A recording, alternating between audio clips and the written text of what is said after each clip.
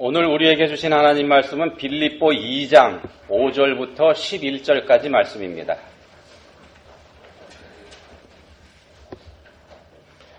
한 목소리로 읽겠습니다.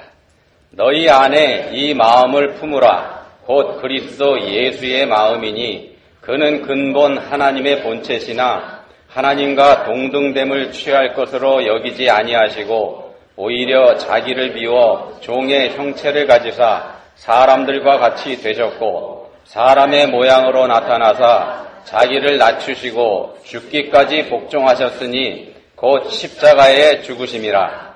이러므로 하나님이 그를 지극히 높여 모든 이름 위에 뛰어난 이름을 주사 하늘에 있는 자들과 땅에 있는 자들과 땅 아래에 있는 자들로 모든 무릎을 예수의 이름에 꿇게 하시고 모든 입으로 예수 그리스도를 주라 시인하여 하나님 아버지께 영광을 돌리게 하셨느니라. 아멘. 한두 번쯤은 아마 들어보셨을 만한 얘기부터 하나 해드리겠습니다. 일제강점기 때 있었던 일인데 평양의 산정현 교회라는 데서 주일 예배를 드리고 있었습니다. 이 교회 장로인 조만식 선생님이 허둥지둥 예배 중에 예배당으로 들어왔습니다. 하필 예배 시간이 다 돼가지고 찾아온 손님 때문에 그만 예배 시간에 지각을 하게 된 겁니다. 주기철 목사님이 이때 설교를 하고 있었는데 조만식 장로님을 보고 한마디 합니다. 늦게 오신 분은 서서 예배를 드리십시오. 이 말이 떨어지는 순간 예배당 안에 긴장감이 돕니다. 이 조만식 선생님이 누굽니까? 민족 지도자로 이미 명성이 자자한 그런 분 아닙니까? 더군다나 오산학교 교장을 하실 때는 방금 그 말씀을 한 주기철 목사님을 가르친 스승님이기도 합니다. 근데 서서 예배를 드리십시오 이랬으니까 말입니다. 그런데 조만식 장로님 아무 저항도 하지 않고 제자인 주 목사님의 명령에 순종해서 그 자리에 꼼짝도 하지 않고 서서 예배를 드렸습니다. 설교가 끝나갈 즈음에 이 주기철 목사님이 조만식 장로님에게 한 번 더 명령을 하십니다. 기도하십시오. 이 말씀에도 복종한 조만식 장로님 이렇게 기도를 합니다. 하나님, 저의 잘못을 용서해 주십시오. 거룩한 주일에 하나님 뵙는 것보다 사람 만나는 걸 더 중요하게 여긴 죄를 회개합니다. 그리고 기도가 이렇게 이어집니다. 이런 저의 잘못 때문에 주님의 종의 마음을 상하게 한 잘못도 회개하오니 용서해 주십시오. 들어보셨죠?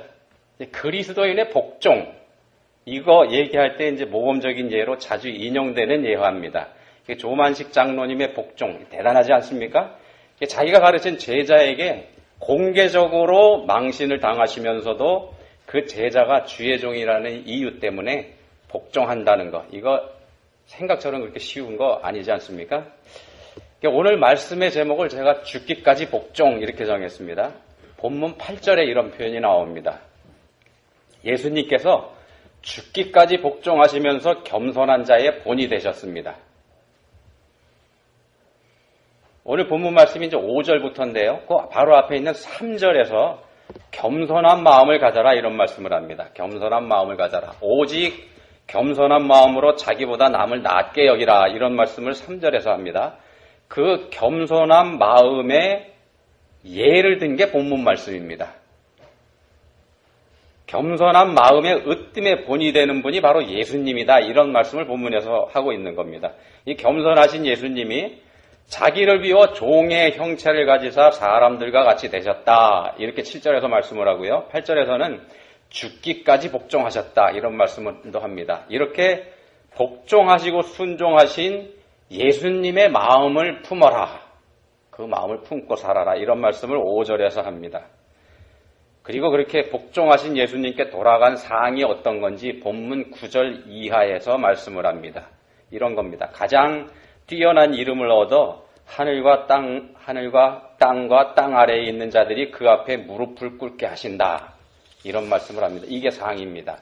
본문을 통해서 우리는 겸손하게 살고 있는지, 진짜 겸손한지 이거 한번 생각해 보겠습니다. 먼저 예수님께서요, 사람이 되셨다고 하는 이 신비, 이거 신비입니다. 이거부터 한번 생각해 보겠습니다. 본문 6절에서 그는 근본 하나님의 본체시다 이런 말씀을 합니다. 근본 하나님의 본체시다. 원래 하나님이시다 그런 뜻이죠. 성부 하나님과 성자 하나님 한 분이십니다. 하나님은 성부, 성자, 성령의 세 분의 위격으로 계시지만 세 분의 위격이 따로 떨어져서 존재하는 게 아니라 원래 한 분이십니다. 성자 하나님은 성부 하나님과 같은 분이라는 말씀입니다. 성자 하나님께서 하나님이라고 하는 그 엄청난 권리와 권세를 포기하셨습니다. 그리고 스스로 사람이 되셨습니다. 이 창조주가 피조물이 되셨다는 겁니다. 창조주 하나님이 피조물인 사람이 됐습니다. 그렇다고 해서 하나님이 아니신 건 아닙니다. 여전히 하나님의 신성 그대로 예수님 안에 그대로 있습니다. 이걸 우리 머리로 이해하기가 어렵습니다. 아니, 정확하게 이해하는 게 불가능합니다. 그래서 여러 가지 비유를 들어 설명을 하는데 그거 다 맞는 얘기 아닙니다. 100% 맞는 설명은 없습니다. 존재하지 않습니다. 그만큼 이해하기 어려운 게 바로 이겁니다. 삼위일체 하나님. 그렇지만 분명한 거는요.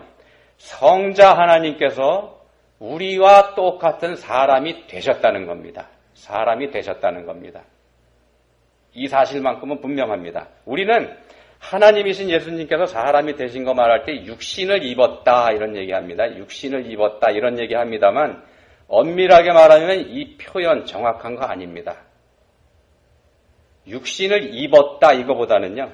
육신이 되었다 그러니까 사람이 되었다 이렇게 해야 더 가깝습니다. 더 맞는 얘기입니다. 하나님이 사람의 껍데기를 잠깐 빌려 입은 그런 게 아니라 진짜 사람이 되신 거기 때문에 그렇습니다. 하나님이 진짜로 사람이 되셨습니다. 신약 성경을 기록한 게 헬라어죠. 이제 헬라어의 형체, 그러니까 모양을 뜻하는 단어 중에 이런 게 있습니다. 모르페라고 하는 단어가 있고 스케마라는 단어가 있고 그렇습니다. 모르페, 스케마 이런 단어가 있는데 모르페라고 하는 단어는요. 본체, 본질 이걸 뜻합니다. 질적인 걸 뜻합니다. 질적인 거. 변하지 않는 본질 이걸 얘기를 할 때 모르페라는 단어를 씁니다. 이에 비해서 스케마라고 하는 단어는 형체, 그러니까 겉모양을 얘기할 때 사용하는 단어입니다. 어린 아기에서 청년으로 자라고 또 이제 점점 나이가 들어갈 때 모습이 변하지 않습니까? 이걸 얘기할 때 이 스케마라고 하는 단어를 사용을 합니다. 형체는 변하지만 본질은 변하지 않습니다. 사람이 나이가 들어가면서 모양이 변하지만 사람이라는 본질 자체는 그대로 있다는 겁니다. 아기도 사람, 청년도 사람, 어르신들도 사람입니다. 본문 6절에 하나님의 본체라는 말씀이 있죠. 여기서 본체라고 번역한 헬라어가 질적인 걸 뜻하는 모르페라고 하는 단어입니다. 모르페입니다. 이게 하나님의 본체이시라고 하는 것은 본질이 하나님이시다 그런 뜻입니다. 본질이 하나님이시다. 겉모양만 하나님이 아니시라 본질적인 하나님, 근본적으로 하나님이시다 이런 말씀을 하는 겁니다. 변하지도 않고 변할 수도 없습니다. 그 사실은요. 하나님이라는 사실은. 성자 예수님은 본질적으로 성부 하나님과 하나입니다. 예수님께서 자기를 비워 종의 형체를 가지셨다. 본문에서 이렇게 본문 7절에서 이런 말씀을 하죠. 자기를 비워 종의 형체를 가지셨다. 사람이 되셨다 이런 말입니다. 사람이 되셨다. 근데 여기서 종의 형체라는 말의 형체 이 단어도 모르페입니다. 하나님의 본체라고 할 때의 그 본체 같은 단어입니다. 우리 성경에서는 본체, 형체 따로 번역을 했는데 다르게 번역을 했는데 둘 다 같은 단어입니다. 모르페라고 하는 단어입니다. 본질이 하나님이신 성자 예수님께서 본질적인 사람이 되셨다 그런 뜻입니다. 그러니까 본질적으로 하나님이시면서 동시에 본질적인 사람도 되셨다는 겁니다. 그래서 예수님을 가리켜서 100% 하나님이신 동시에 100% 사람이다 이렇게 얘기를 하는 겁니다. 예, 이걸 이제 사람들은 모순이라고 생각하게 되죠. 100% 하나님이면서 동시에 100% 인간이라는 건 이제 말이 안 된다고 생각하기 때문에 그렇습니다. 그래서 신비입니다. 이 신비를 사람의 머리로 그래서 이해하지 못한다는 겁니다. 그래서 예를 들어서 설명을 하게 됩니다. 이 신비는 하나님만이 하실 수 있는 일이기 때문에 그렇습니다. 그래서 이해할 수 있는 분도 하나님뿐입니다. 예수님은 그저 사랑의 모양을 입은 하나님이 아니라 본질적인 인간으로 오신 하나님이십니다. 예수님 안에는 하나님의 신성과 우리 인간의 인성이 동시에 존재합니다. 반은 하나님, 반은 사람, 이게 아니라요. 완전하신 하나님이신 동시에 완전하신 사람. 이게 예수님입니다. 이해가 안 가시죠? 이해가 안 가시는 게 정상입니다. 하나님으로서 사람이 되기 위해서는요, 포기해야 할 부분이 있습니다. 하나님은 전지전능하시지만 사람은 유한한 존재이기 때문에 그렇습니다. 본문 7절에서 자기를 비워 종의 형체를 가지사 사람들과 같이 되었고 이렇게 말씀하는 게 바로 그걸 뜻합니다. 성자 하나님이신 예수님께서 포기하신 권리, 이게 어떤 권리냐? 창조주 하나님으로서의 권리입니다. 여전히 하나님이시지만 하나님으로서의 권리 행사, 이걸 포기하신 겁니다. 그리고 우리 인간들과 동일한 모양으로 당신께서 창조하신 피조 세계 안으로 들어오셨습니다. 쉽게 말씀드리면 자기 자신을 형편없이 낮추셨다는 말씀입니다. 그래서 겸손이다 이렇게 말씀을 합니다. 인간들이 만든 신화 속의 인물들은요, 전부 다 인간들이 만든 신화 속의 인물들입니다. 이 사람들은 전부 다 태어날 때부터 뭔가 남다른 구석을 가지고 태어납니다. 예를 들면은 알에서 태어났다든지요. 아니면 어떤 끈기 있는 짐승이 변해서 사람이 돼서 났다든지, 아니면 태어나자마자 벌떡 일어나서 걸어가면서 뭐라고 얘기를 했다든지, 이런 식입니다. 사람들이 만든 신화 속의 인물들은 다 그런 식입니다. 그렇지만 예수님은 우리와 다를 바 없는 모습으로 오셨습니다. 물론 하늘에서 징조가 보이고 또 그 징조를 본 동방박사들이 먼 길을 찾아와서 경배를 드리고요. 들판에서 양을 치는 목자들에게 천사들이 나타나서 아기 예수님의 탄생을 알리는 그런 신비로운 일들이 일어나기는 했습니다만, 그런 일들이 일어나는 와중에도 예수님 본인, 예수님 당신은 사람들의 도움을 반드시 받아야만 되는 약하디 약한 갓난아기가 돼서 말구 위에 누워 계셨다는 겁니다. 우리하고 똑같이요. 예수님은 또 공생에 시작하실 때까지 30년 동안 우리하고 다를 바 없이 그저 평범한 사람으로 사셨습니다. 하나님이 30년 동안 그냥 겸손하게 우리하고 똑같은 인간으로 사셨다는 겁니다. 성경에서 공생의 3년 동안에 보여주신 수많은 이적, 이거 많이 증거합니다. 3년 동안에 보여주신 이적은요, 성경에서 그걸 증거합니다. 그렇지만 그 이전 30년 동안의 삶은 성경의 기록 자체가 거의 없습니다. 우리가 기억하는 건 딱 한 가지밖에 없죠. 그저 평범한 인간으로 겸손하게 사셨다는 뜻입니다. 이게 하나님으로서의 권위나 권세, 이거 일체 드러내 보이지 않으셨다는 겁니다. 30년 동안이나 말입니다. 공생의 기간 중에도요, 공생의 기간 중에도 예수님은 여전히 겸손하셨습니다. 예를 들면 이런 겁니다. 복음서에 보시면 예수님께서 기도하셨다는 기록 많이 나옵니다. 기도, 이거 누구한테 하는 겁니까? 하나님한테 하는 거지 않습니까? 예수님이 하나님이시죠. 그렇다면 예수님은 누구한테 기도했을까요? 성부 하나님께 하셨겠죠, 뭐 당연히요. 여기까지는 쉽습니다. 근데 성부 하나님과 성자 하나님 관계를 생각해보면 이게 좀 헷갈립니다. 두 분이 한 분이시잖아요. 성자 하나님, 성부 하나님 한 분이십니다. 근데 성자 하나님이 기도를 하신 겁니다. 성부 하나님도 같은 분이신데 서로 다른 분이 아니죠. 기도해야 될 필요가 없는 분이시라는 겁니다. 예수님은. 그런데도 예수님은 기도에 열심이셨습니다. 하나님이신 예수님은 기도하실 필요가 없지만 사람으로서의 예수님은 기도하시는 분이셨습니다. 이것 또한 하나님으로서의 권리를 포기하신 겸손한 모습 중에 하나가 됩니다.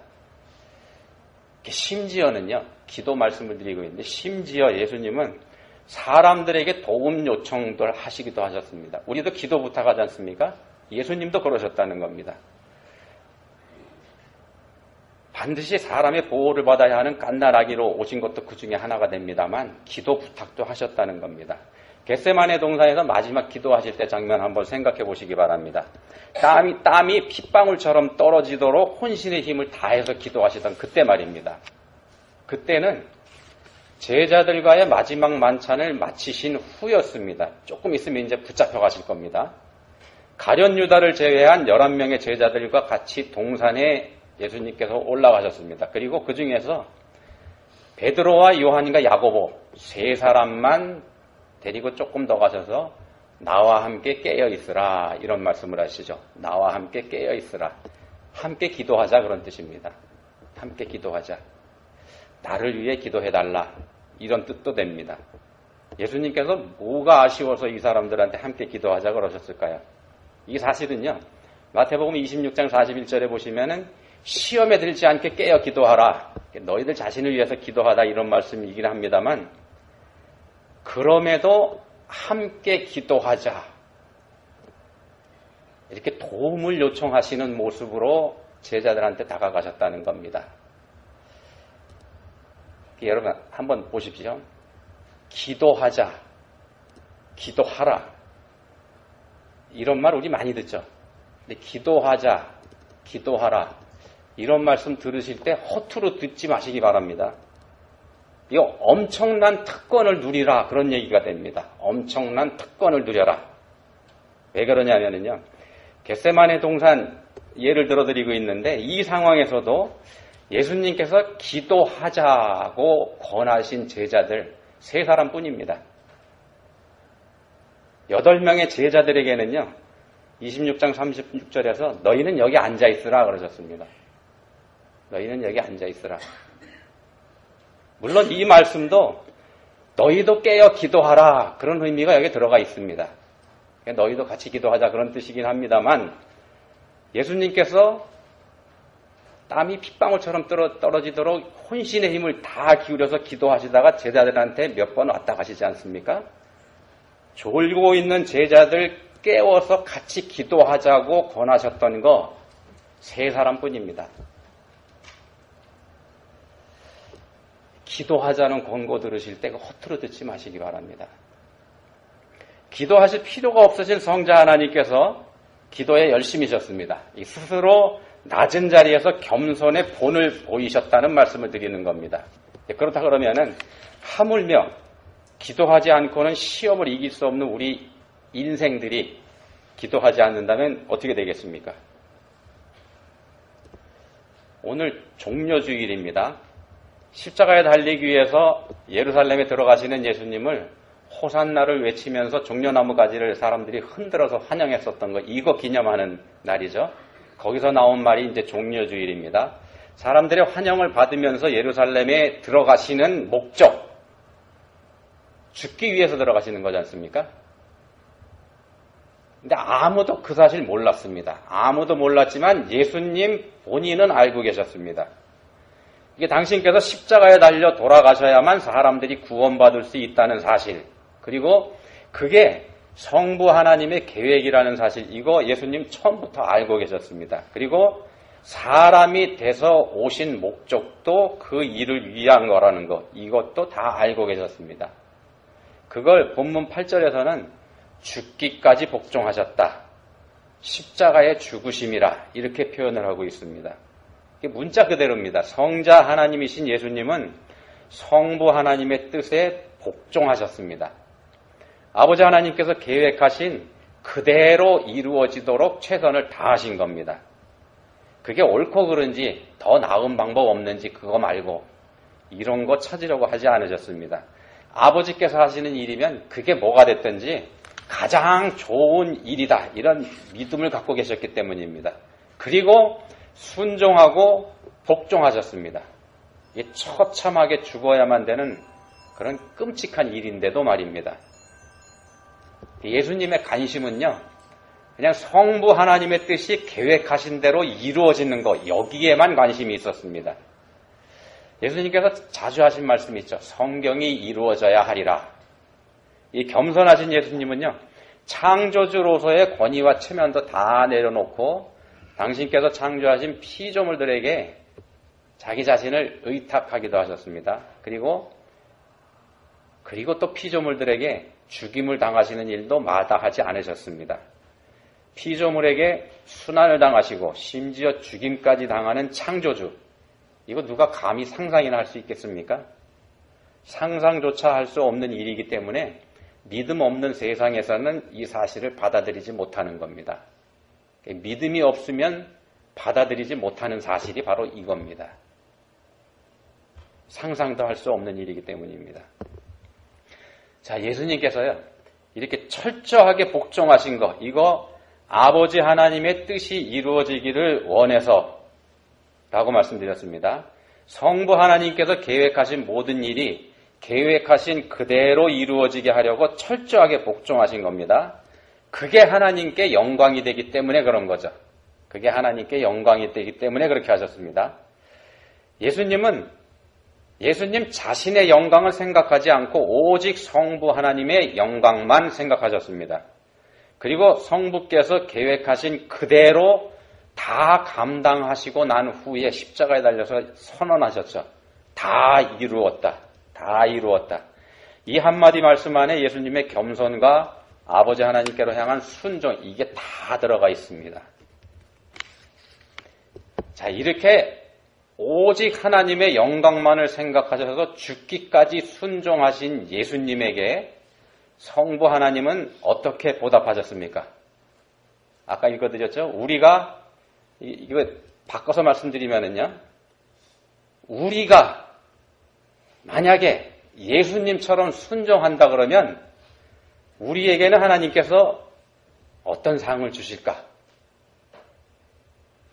이거 한번 생각할 수 있지 않습니까? 예수님께서 받으신 상, 우리도 예수님처럼 순종을 한다면 우리는 뭘 받을 수 있을까? 우리의 순종과 예수님의 순종이 질적으로 다르다는 게 이 질문에 대한 대답에서 드러나게 됩니다. 잘 보십시오. 성부 하나님께서는 죽기까지 순종하신 예수님을 지극히 높여 모든 이름 위에 뛰어난 이름을 주사 하늘에 있는 자들과 땅에 있는 자들과 땅 아래에 있는 자들로 모든 무릎을 예수의 이름에 꿇게 하시고 모든 입으로 예수 그리스도를 주라 시인하게 하셨습니다. 엄청난 보상을 받으신 거죠? 아니요, 아닙니다. 원래 하나님이신 예수님이 당연히 받아야 될 대우를 그냥 받으신 것 뿐입니다. 예수님 원래 하나님이시지 않습니까? 창조주 하나님이십니다. 예수님께서 죽기까지 복종하신 보상입니다만 사실 당연한 거, 받아야 될 거 돌려받으셨을 뿐입니다. 잠깐 포기하셨던 거. 여러분 한번 생각해 보십시오. 지금까지 여러분들이 신앙생활 해오시면서 기도 많이 하셨습니다. 많이 기도하셨고 또 많은 것을 하나님께 구하셨을 겁니다. 또 믿음을 가지고 봉사도 해오셨고요. 믿음으로 헌금도 하셨습니다. 또 신앙생활 하다 보면 믿음 때문에 손해보는 일도 있고요. 어떤 때는 하나님 믿는 것 때문에 욕을 먹기도 하고 조롱을 당하기도 하고 그렇습니다. 근데 어떻습니까? 그에 대한 보답, 여러분 만족스럽게 받으셨습니까? 그럼 어떤 보상을 받으시면 여러분들 만족하시겠습니까? 지금까지 예수님 믿는 것 때문에 여러분들이 간구하고 손해봐오고 이거에 대한 보상 말입니다. 에이, 보답은 무슨 나중에 하늘나라에 가면 거기서 상급으로 받을 건데 이렇게 위로하지 않습니까? 스스로? 이게 틀린 말씀은 아니겠습니다만 이런 생각 안에는요, 보상을 기대하는 마음이 그냥 들어있는 겁니다. 여기서 못 받으면 하늘나라에 가서 면류관이라도 받아 쓰겠지 하나, 이런 기대가 우리한테 있다는 겁니다. 그렇다면은요, 그 모든 일들이, 우리가 믿음으로 해왔다고 하는 그 모든 일들이 하나님 영광을 위해서 한다고 했었던 건데, 그게 정말로 하나님 영광을 위해서, 하나님만을 위해서 한 일이었는지 아니라는 얘기가 되지 않습니까? 그러면 그런 은근한 또는 노골적인 기대를 가지고 있었는데 우리가 그런 기대를 가지고 있었습니다. 하나님께서 뭔가 보상해 주실 거라고. 정 안 되면 하늘나라에 가서 뭐라도 하나 씌워주시겠지. 이런 보상을 가지고 기대하고 있었습니다. 근데 만약에 하나님의 보상이 겨우 내가 당연히 받아야 할 것 되돌려 받은 거라면 여러분 마음 어떠시겠습니까?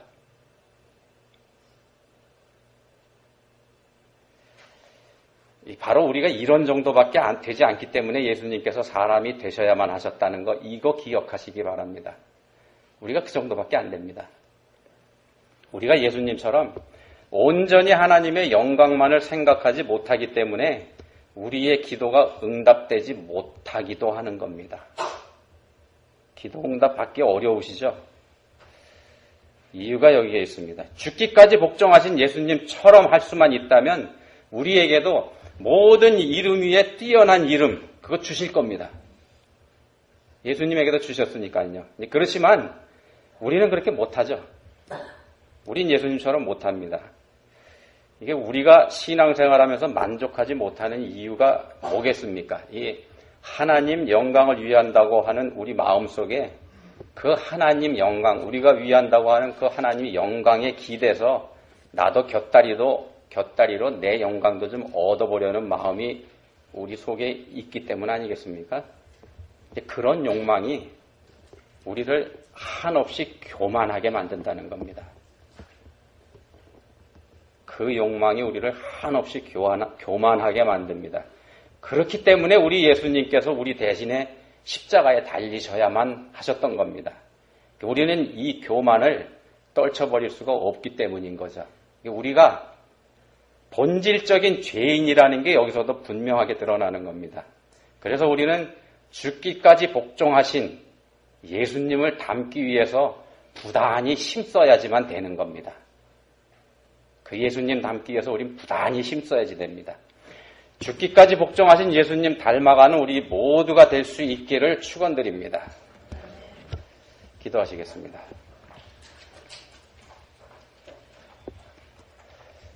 하나님 아버지, 성경에 기록되어 있는 아버지 하나님의 뜻이 이루어지게 하려고 죽기까지 복종하신 우리 예수님의 겸손을 이 시간 저희가 묵상해 봤습니다. 겸손하게 산다고 했던 저희들 안에 사실은 저희들 자신의 영광을 위하는 교만이 자리 잡고 있었다는 것도 알게 해주셨습니다. 이제는 간절히 원하오니 저희도 예수님처럼 아버지의 영광을 위해서 죽기까지 복종할 수 있는 겸손한 마음 갖게 해주시기 원합니다. 저희를 도와주십시오. 예수님 이름으로 기도합니다. 아멘.